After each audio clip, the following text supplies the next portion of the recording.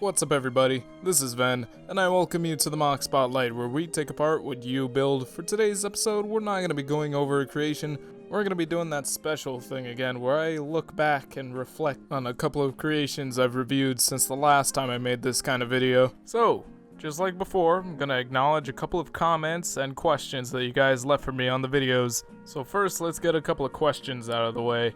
The first question: where did you get the music for the M.O.C Spotlight, Ven? I know a couple of you guys have asked me this, like, almost the whole frickin' year, and I'm sure I answered it before, but heck, I might as well just answer it again. So, I got the music from just a really quick Google search, elevator music, and then I went with one of the results. I don't know where to find the actual thing. You're probably gonna have to figure it out yourself, but just search up elevator music, you're bound to find it at some point.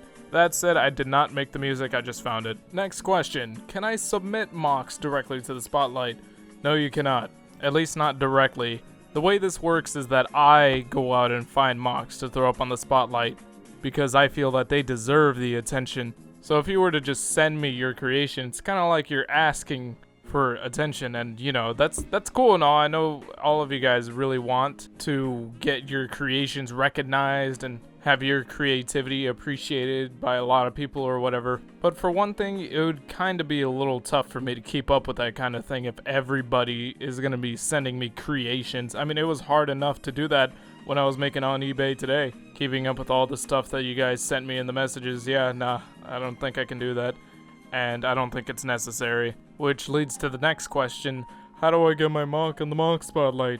Well, you can post on the message boards under the LEGO Creations category. The message boards are located at board.ttvpodcast.com, and since I'm mostly active there than any other LEGO website, there's a higher possibility that I could find your M.O.C if you post it on there. And you know, I try my best to keep up with all the creations that people post on there, and so if I haven't seen your M.O.C and you really want it to be on the Spotlight, you're just gonna have to be patient. That's all I can really say on that.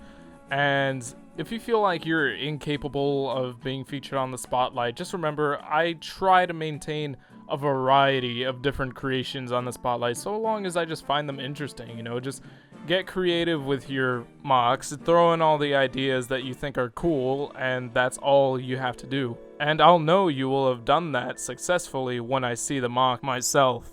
And this is kind of the reason why I hold these challenges and contests for you guys. And it's not so much to compete, but it's really just to give you guys some motivation, some ideas, and then hopefully you guys come up with something really cool that I would probably find to be deserving of its own Spotlight. So, to conclude, just do you. And then another question: how often do we do contests? Well, as far as message board contests go, I can't tell you, but as far as the M.O.C Spotlight challenges go, they'll come around every so often. For the new year, I'd like to do these a lot more frequently so I can get you guys and your imaginations up and running, but there's probably never going to be a regular schedule for these. They're just going to come and go. You know, just keep up with the series if you're really into it, and you'll know when the next challenge comes up. And I do also post it on the message boards, but that's a week after I have released it on Vessel Early Access. So if you have early access, you have an advantage there. Now let's move on to some of the creations that I've reviewed in the past, I don't know, I guess it's been 6 months, hasn't it? Pretty crazy, huh? First off, let's take a look at Xeres, or Xerez. I'm not sure how this is pronounced, but I am aware that I mispronounced it in the video, and I'm sorry, and I still don't really know how to pronounce it, so I'm sorry again. Now in this review, I kind of pointed out that the big head and the big chest looked a little awkward on this M.O.C, but it has been brought to my attention that these proportions could make sense if you look at it as if the M.O.C is actually donning armor, because in reality, if you actually put on a piece of armor, like say you put on a helmet, it's gonna make your head look significantly big. And so with that said, that does make me look at this M.O.C in a brighter light, and I can kind of forgive this a little bit more from that viewpoint. But unless the M.O.C is actually some sort of big armored figure, I'm not sure how well I can forgive it. Now the next M.O.C had a little bit of controversy, and it was Akimu the First. The winner of TTV's very own anniversary contest that was held earlier this year. Now, I know you guys thought I was pretty harsh on the mock, but I'll be honest, I disagree. I mean, I just did my job. I reviewed the creation, I pointed out things that I personally didn't like, and I pointed out things that I personally did like. And you know, it's not like I just flat out said this mock looks freaking ugly, oh, this is a pile of crap. Nah, when I find something that I don't like about a creation or anything really, I tend to think more of how could it be improved. And the review for this mock was no exception.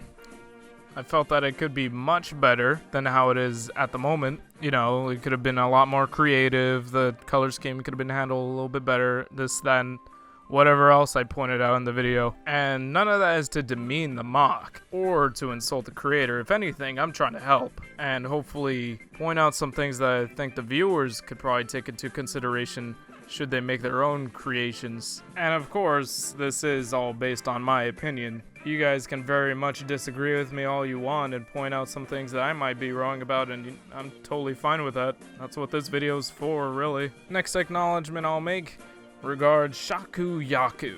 Now, when I talked about the concept of this mock, I was not sure as to what the heck it was supposed to be. But now, I have been informed of what could possibly be the inspiration behind this mock's design.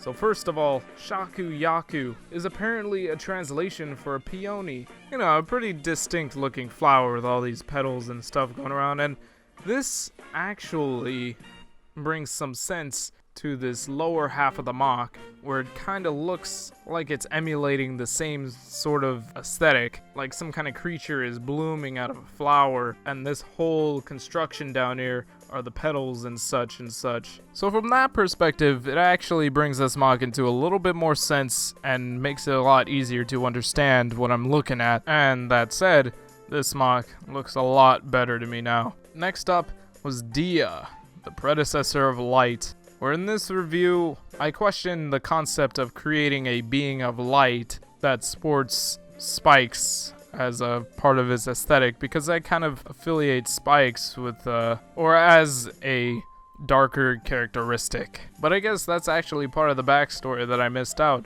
I actually kinda overlooked the backstory behind this guy that helps explain this a little bit. In the description for Dia, he is a light being that eventually abuses his powers to rule the world. And with that said, there is a sense of corruption that is happening with this character, which would help explain the spiky motif and some of the other more menacing features of this mock. So I'd like that to be known that I understand this now, and I can forgive the concept a lot more. Thank you guys, and to the creator for pointing this out in the comments. Really appreciate it. Next up, I'm going to acknowledge LJ's Mask of Victory. Now, some of you guys thought, man, Van, you're a little too harsh on this guy. Why are you so mean to LJ?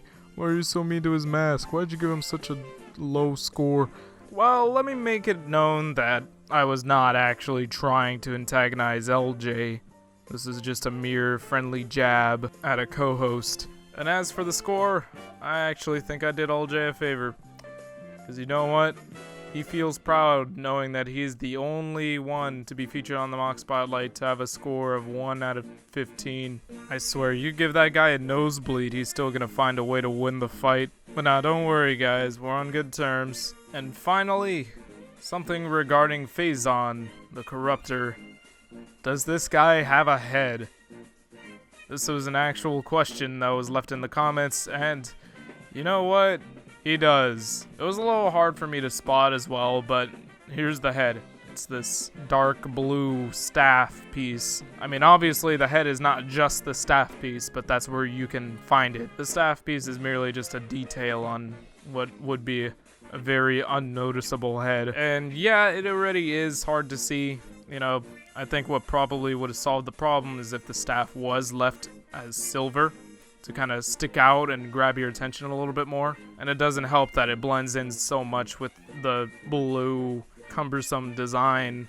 And, well, that is about it. If you guys have any more comments to make, be sure to leave them in the comment section for this video down below. Because, you know, there may have been something that I missed, or that I should probably have acknowledged, but just did not see. You know, things happen. So yeah, feel free to make those more apparent in the comment section, and I'll try to keep up with replying accordingly. So that's the end of this video.